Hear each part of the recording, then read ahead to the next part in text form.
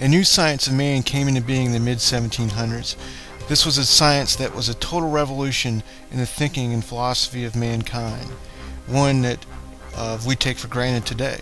But it was a turning point, and it was different. It wasn't simply where you educate people by taking them into a classroom and teaching them philosophy and science and so forth and trying to mold them into good individuals. This was different. This was more than that. This is about taking the individual and turning him into a perfect cell of the state organism, perfecting man. That's something that was a turning point. And it sounds so strange, but I'll give you two examples of how this happened so you can see this more clearly. First of all, let's talk about warfare in the military. There was a revolution along with this new science. In fact, maybe the new science derived from here. You could see it happen in several places at once, so it's hard to say. But if you take armies before then, take the ancient Roman legions, the medieval knights, and so forth, all of them were organized the same way. You didn't have an army in which everyone was a professional soldier, that this was their only job and this is all they did. No, instead what you would do is, if you take ancient Rome for example, you'd have several officers who were professionals, although on the side that still wasn't their main job. But the head of the Roman legion, he was usually a man of wealth and substance. No, he had to be, because his task wasn't simply to command the legion, but to bring it into being. He was responsible for feeding the soldiers and paying them, or making sure that they got paid. And he was well trained, and he also had around him some well-trained men who led the legion. And they trained by fighting each other in mock battles.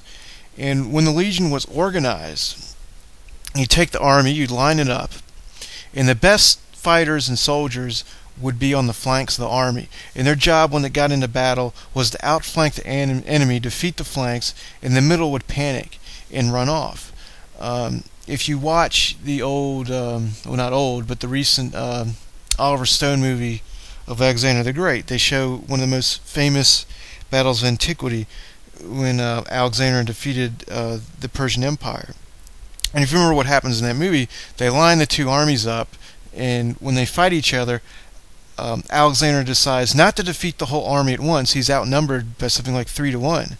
Instead, he decides to defeat the leader of the army, and he does that. He organizes the battle, and to make a long story short, he attacks the king of Persia, and he runs off.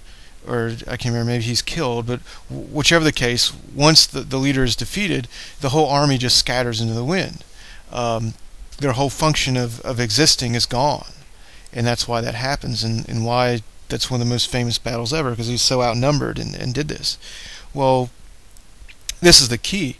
The bulk of the army in the middle was usually made up of people who really weren't that well trained. They were simply there to take up space. They were the filler. And the real battles usually took place on the sides. And the goal was never to wipe everyone out and defeat the entire army in that sense like we do today, but to defeat the fighters and put them into shock and make them retreat, and then everything else would, the whole army would crumble. Well, this basic method of battle continued for thousands of years, up until the mid-1700s. And what happened was the invention of the rifle dictated new tactics, a new way of fighting. Even the musket didn't change things, because you could take a musket, aim it, and you're not going to be able to aim it at something 50 yards away. They weren't accurate enough. But when the rifle came, accuracy came to the weapon. And that made it so that the soldiers in the middle of an army could, or did, play an important role in battles. They could be effective fighting machines because of their new weapons. But in order to make them effective, you had to train them and mold them in the perfect cells of the organism of the fighting unit. And in order to do that, you had to discipline these men and turn them into something they weren't. And that's when this new science of forming man came into being, at the same time as this necessity of of new training, of turning men into real killing machines came. And what they would do is, simply to train these riflemen, you would have to train them how to load their weapon, how to prepare the weapon, how to aim, and how to fire. But not just individually. You had to train them to how to do this in unison. You had to mold them so that they'd all be disciplined and work together, move together at the same time. And that's when you really saw the beginning of the boot camp. That's what we think of it as today, where you take a person and for 30 days you regulate every single thing they do: when they eat, when they go to sleep, how they train, how they run. They have to march together, they have to walk together, everything has to be in unison. And then once the training day is done, you still have to regulate what they do when they go back to their bunks and go to sleep.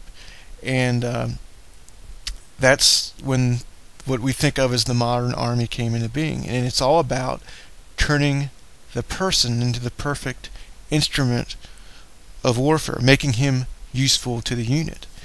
And this basic, this idea of perfecting people and making them useful for the greater good in that type of way, where you regulate them and discipline them, that trickled down, or you could see it begin in schools and almost every single aspect of life. And I'm going to go in the next part and talk about how there was a revolution at the same time to do the same type of thing with prisoners, with the outcasts of society. How instead of in the old days you would simply punish them, now things changed, and it wasn't simply about punishment, but about making them back and making them whole, making them useful part of society, and regulating them. And I'm going to talk about that philosophy and how that trickles down into current events of today in the next part.